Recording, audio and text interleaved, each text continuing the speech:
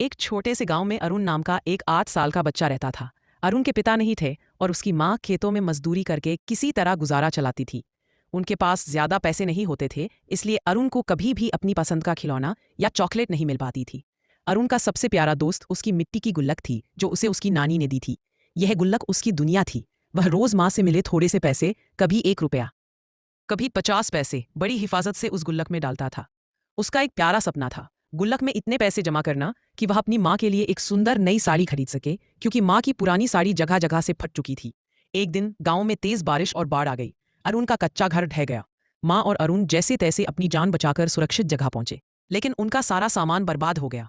जब बाढ़ का पानी कम हुआ और वे वापस घर के पास आए, तो अरुण ने मलबे में अपनी गुल्लक को ढूंढना शुरू किया।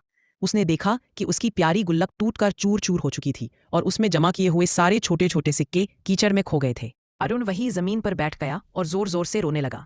वह अपनी माँ के लिए साड़ी खरीदने का सपना पूरा नहीं कर पाया था। उसकी माँ ने उसे गले लगा लिया।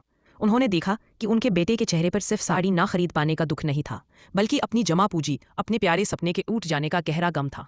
उस रात माँ और अरुण टूटे हुए घर के बाहर ठंड में बैठे थे। माँ ने अरुण के सिर पर हाथ फेरा और कहा, बेटा, सपने मिट्टी के नहीं होते, उन्हें कोई बाढ़ तोड़ नहीं सकती। हम फिर से शुरुआत करेंगे। अरुण ने अपनी माँ की तरफ देखा। उसकी आंखों में अभी भी आंसू थे, पर एक नई उम्मीद की चमक भी थी। उसने सोचा, ठीक है, गुल्लक टूटी है, पर मैं फिर से पैसे जमा करूंगा और इस बार माँ के लिए साड़ी जरूर लाऊं।